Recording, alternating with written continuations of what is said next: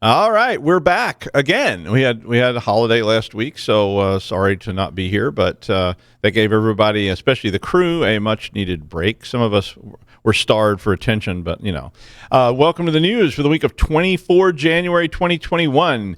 TikTok, SonicWall, Cisco, fake security blogs, Joe Biden, and C-suite phishing. All this and Jason Wood on the Security Weekly News. This is Security Weekly, for security professionals, by security professionals.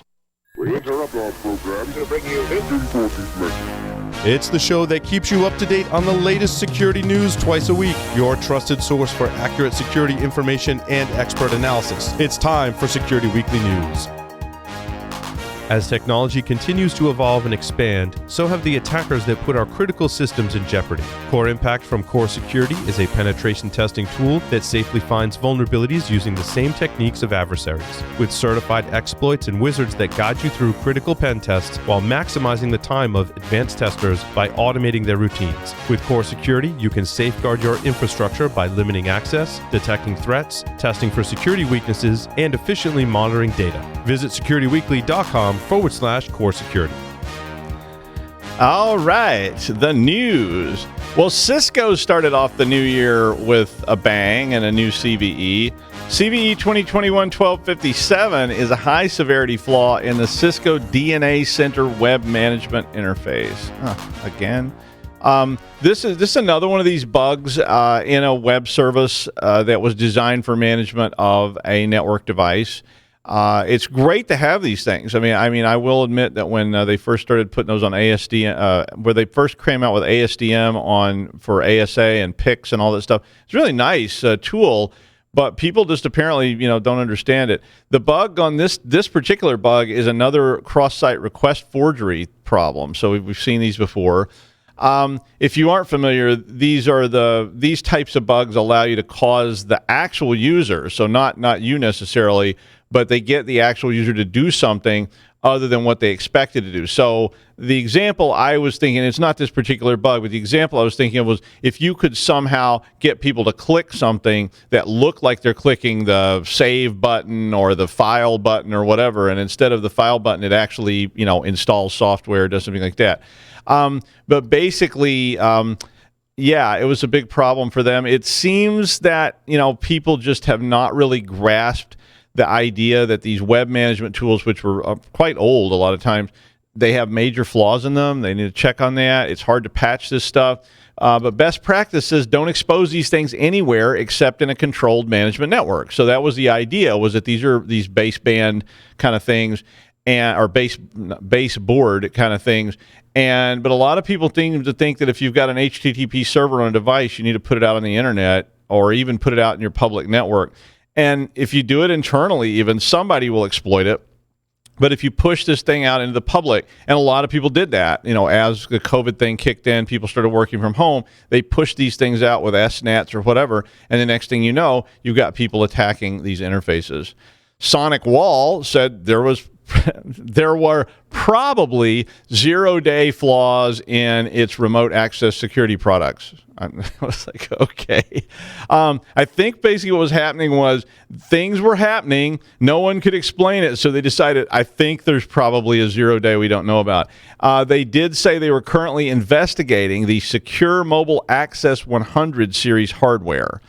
That particular device is like a proxy type controller, and it basically what it does, it allows you to see what is connecting to your network from outside, and also does user access management. SonicWall did say it was safe to continue using some features of the SMA 100 and their VPN stuff. And they had vetted those, and so they provided a list of things that were okay to do. And they did say that their firewall products were not included in the problem. SonicWall basically said the devices were being targeted by sophisticated attackers, which is starting to sound like a dog whistle for nation states. So when people start saying sophisticated attackers, they usually mean nation states and they can't prove it or don't want to say it. But it did. It did, according to them, as of Friday, Net Extender was safe. So if you use any of those products, you should probably go check out what's safe and what's not. What Whether you love it, hate it, or you just read it for the articles, TikTok has been the center of controversy for a while. ByteDance, the owner and developer of TikTok, drew the ire of former U.S. President Donald Trump, who tried to ban the platform from the United States last year. A bunch of TikTok users were causing problems for him, and he got all upset and decided, China and all this, and to ban TikTok. Didn't really work.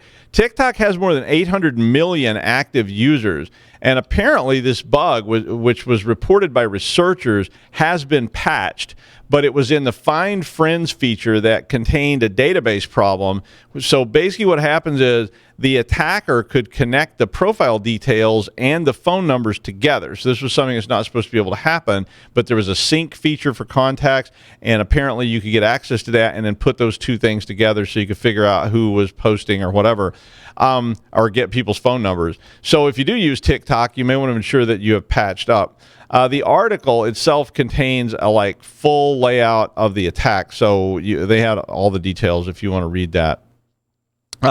This article was mostly talking about a podcast, which I probably shouldn't mention on here, but the article talks about how new U.S. President Joe Biden, who took office last week, is rolling out a $10 billion, sorry, I want $1 million. Yeah. But a $10 billion, and it was called a down payment for cybersecurity defense in the U.S. government, and which would include a lot of ramping up of CISA, which sounds like a good idea to me. Tom Kellerman, who did the podcast, he's the head of cyber strategy from VMware Carbon Black, said that the number would very likely grow up to around $100 billion over some period of time in the future. So this may be a turning point for the U.S. government. I think SolarWinds and the election stuff that happened in 2016 and didn't really happen in 2020. But basically in 2016, there was some election stuff that was going on. And then this SolarWinds stuff, along with, if you watch the news with us, you've seen, a lot of stuff going on. All of that seems to be driving somebody. And then add to that the work from home problem that went on for 2020 and now is continuing into 2021. And the government certainly has a lot of issues to deal with on that. So considering what we spend on kinetic warfare every year, I love that they call it kinetic warfare. It's a very accurate term, but I started hearing that. I really like the term. But kinetic warfare, $100 billion doesn't really sound like very much. I mean, really. I mean, every time they fire one of those rockets or something, it costs like $70,000 just for the the missile. And so $100 billion, it's like nothing. I'm not going to talk a lot about this next story because I know Jason wants to talk about this as well. But Google's threat analysis group monitors global APT activity, and they did announce on Monday that there's an active APT campaign which appears to originate in a government-backed entity based in North Korea. So, that sounds pretty bad. And this was targeting security researchers. So there's a whole bunch of stuff on this. And I know Jason is going to talk about it, so I won't spend a lot of time talking about that particular story. So stick around after the break, and Jason will fill you in on the Google APT tag report about researchers being targeted. But basically, this was another one of these kind of like nation-state targeted attacks. It's quite interesting, and I enjoyed reading the story about it. So now I'm just waiting on my stories to catch up so that I can tell you about the next one. But I had a lot on this, and now I don't. So it happens like that sometimes because Jason took my story, and I was going to cry. There was like a whole thing. I had a song worked out. There was like some I had to train a trained animal, and there was all this stuff that was going to happen while I read that story. But we'll see if Jason can live up to that. C-suite level executives have continued being targeted by phishing, which is using a fake Office 365 password expiration attack. And this was reported by Trend Micro. And I don't usually report a lot of phishing attacks because they're so common. But this one was I mean, it's been done before, but I wanted people to be aware of it if they weren't, that this is a renewed attack. Basically, it's pretty much exactly what you would expect, but they use the Office 365. Your password needs to be reset link. And then what they do is they offer you this opportunity that people always take, which is, would you like to just keep your same password? And people go, hell yeah, and they click the keep my password button, and that basically takes you to a phishing page. Probably the really interesting part of this, the phishing is just exactly what you would expect, but the interesting part of this was they were talking about all the credentials that were available for sale as a result of this attack on the dark web, and they were selling everything from CEOs on down. So basically this blog entry from Trend Micro was a pretty comprehensive examination of what is going on in that particular area. So I think it's quite interesting to take a look at. 0-day sales, we've been seeing that for a long time, but it's a marketplace which seems to be moving into maturity now. Basically, what is the value of a 0-day? Well, in the past, people have sold 0 days for millions of dollars on the dark web reputedly. I haven't personally sold any, nor have I bought any, but this was apparently a really high dollar item. And, it's hard to tell, but once you sell it, it's gone, I guess. I mean, if you sell the 0-day and people immediately start exploiting it, I mean, it gets blocked pretty fast or patched. So, then you've lost your product. So you basically came up with, you discovered something really elaborate, and now the product is gone. So according to this article, a much more sophisticated marketplace for 0 days seems to be emerging, which revolves around not selling you the 0-day, but selling access using some some unknown 0-day that is never revealed to you. It's kind of that thing where, like, if you give a person a fish, they can beat you with it. Wait, that's not right. If you give a person a fish, they can eat sushi as cold as a well digger's instep. Something like. If you give a person a 0-day, they can attack you for a day, but if you sell them access to corporate networks, they can. I don't know. I'm not good at those things. But, I mean, basically the idea is that I'll keep my 0-day. I'm not going to reveal what it is. I'm going to get access to various corporate networks. And when you contact me and say, I would like access to Bank X, they say, we can provide that. And they sell you a VPN connection into that corporate network and say, hey, go crazy. I mean, basically it makes sense to me. If you have some unknown way to bypass server logins and you reveal that, pretty soon, everybody out there is going to be talking about it. And the next thing you know, well, it's kind of obvious that it's there, and pretty soon, it's basically blocked. But if you let people quietly enter these networks and it's not clear how it's being done, and you just sell that, that's a pretty, savvy business type of, investment. This is an extensive article about this practice. So if you're interested in such things, I think that you probably would like to check that article out. So when we return, Jason Wood will join us, and he's going to talk about the Google tag findings. Stick around. Do you know where your organization's crown jewel data is, whose data it is, what it contains, and if it's flagged, tagged, and classified accurately? Defense in Depth requires discovery in depth. At Big ID, they help organizations uncover dark data, classify sensitive and regulated data, meet compliance requirements, and take action for data on-prem, in the cloud, and everywhere in between. Learn more about how Discovery in-depth can change the way enterprise organizations find, classify, and protect sensitive data at securityweekly.com/BigID.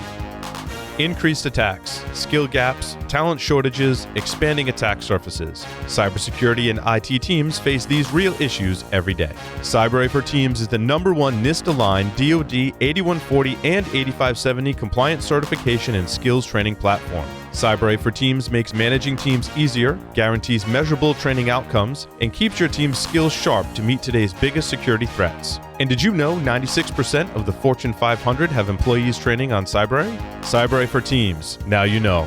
Visit cybera.it/solved to solve your team training challenges. Well, he made a lot of money with his chain of Haggis street carts called... And he loses it right there. This week. Well, I was like a chain of Haggis street carts. Yeah, I was like, that was. I won't even read the rest of them. I had a whole bunch of them there. But sushi on the International Space Station. The cleanup of Mir after the infamous pork and beans incident. Yeah, those were all good. So but I'm sorry, Haggis street carts. Just and we were off for week. Yeah, but anyway, it's celebrity chef Jason Wood. Hey everybody. So goodness. Doug and I are off to an excellent start on the expert commentary. Happy New Year! So yeah, I debated on stealing this one from Doug, and then I thought about it and decided, well, there's enough here for us to talk about. But then I made the mistake of mentioning to Doug I was going to talk about this, so he just kind of punted on what he was going to say.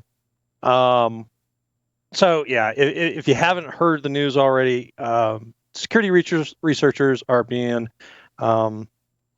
targeted, appears, by a state-sponsored group out of what they're speculating is North Korea.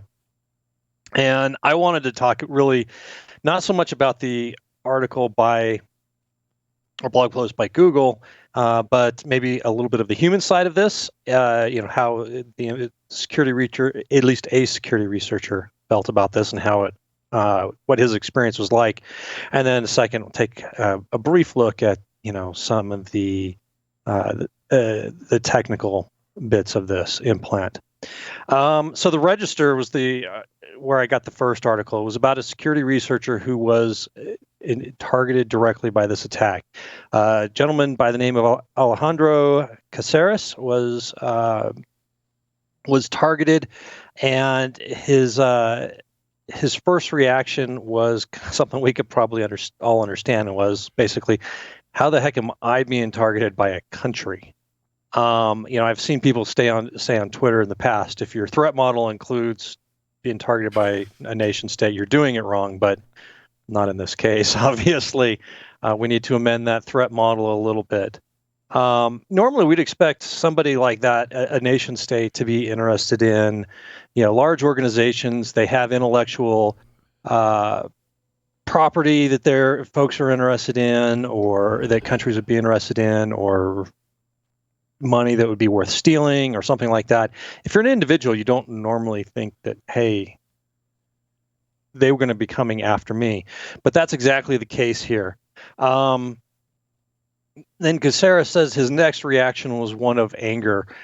He actually has put up an $80,000 bounty for information, high quality information about the person who targeted him. And I saw a tweet that he responded to with that said, hey, if you put up 80K, I'll match that. So potentially we're looking at 160K for grabs for anybody that has good information about the attacker, who goes by the name of James Willie, basically the name being used here. It looks like the attackers basically had created social media profiles and videos and blog posts and all kinds of things over time to add to their credibility, and now they're using that and making a play with it. Now, in this case, for Alejandro, it was not the case that this was not somebody who contacted him with social media or some kind of email to get him to do something. This was an instance where he had a vulnerability broker that he works with, that he knows, that he sells information to, and that he was referred to by this vulnerability broker. And the gentleman's name supposedly was James Willie, like I said. The three of them hop together into a group chat. They're talking about it. He delivers him basically a Visual Studio Code project. Alejandro loads it up.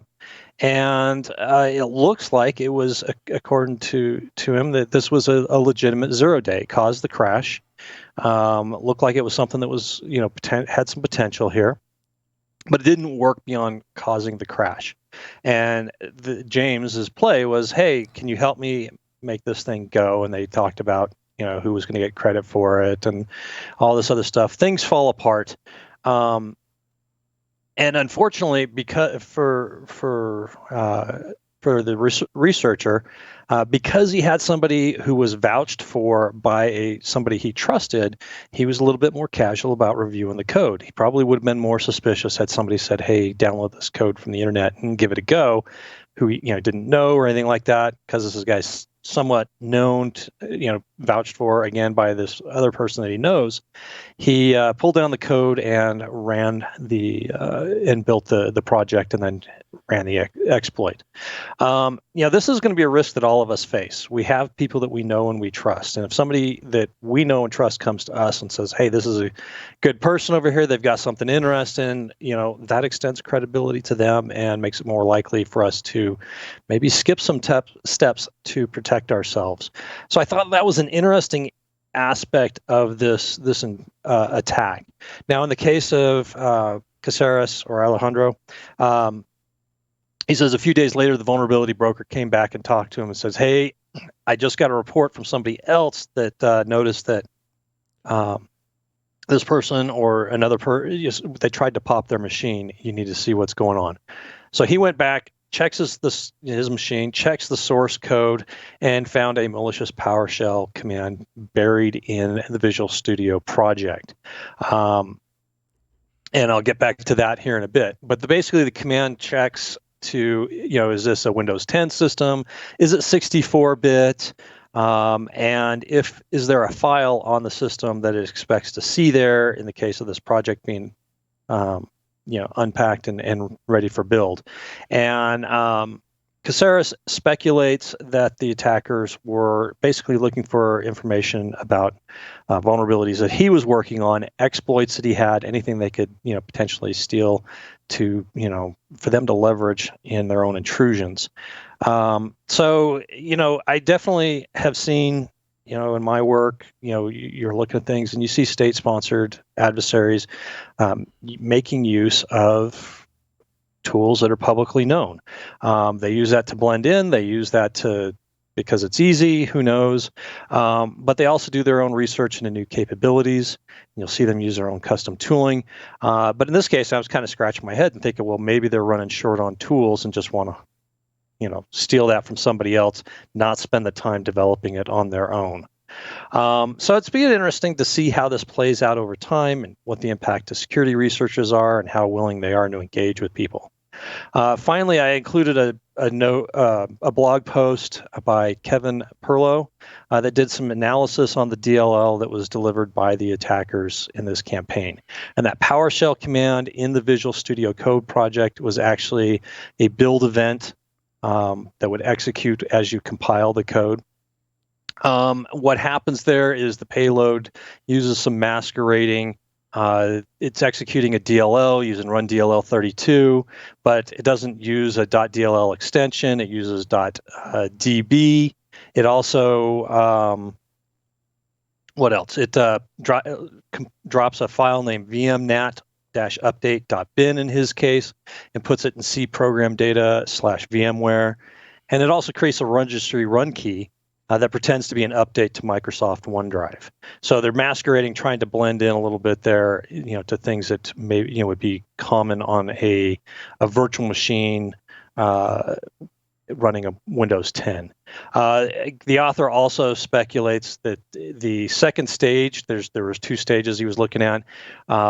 The second stage is where the actor would get access to the system, provide them the ability to run operating system commands, do recon, things like that.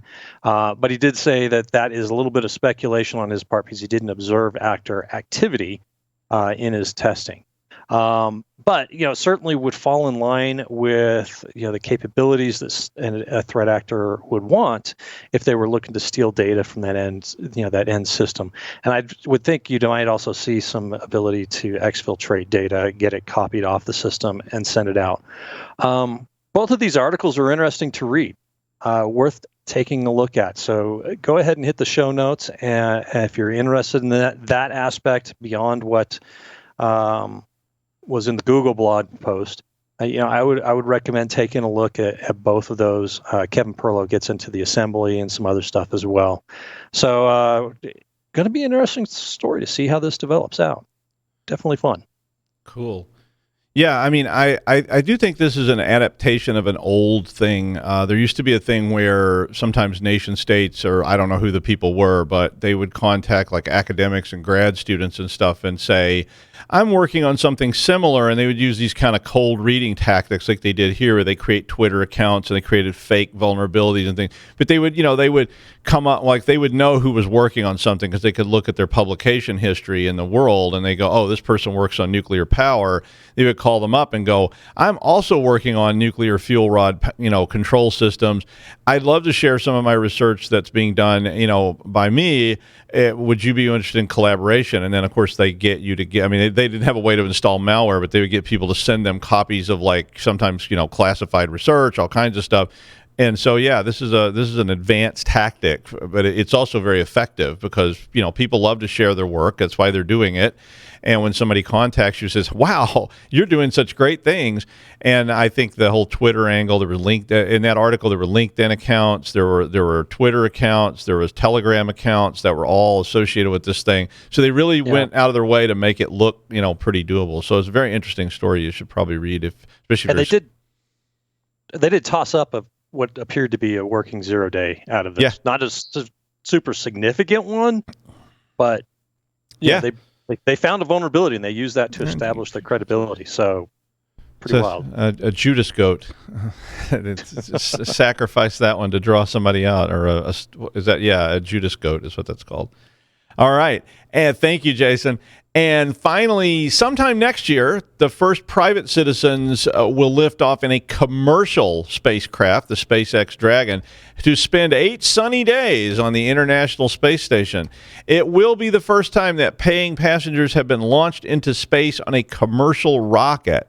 Now, Russia had previously launched people from Baikonur and taken paying customers up on the Soyuz spacecraft, but this is the first commercial rocket that's going to actually have paying customers. And apparently it's a bit expensive to do, and NASA, who controls the space station, I guess, in some way, said they charge $35,000 per day per passenger for food and I guess air and those other things you might need, if you're out in space. And it is kind of a captive audience. So I guess, if you decide not to pay up or your credit card gets rejected, they're just like, we'll just turn this air valve off and you call when you've changed your mind about paying.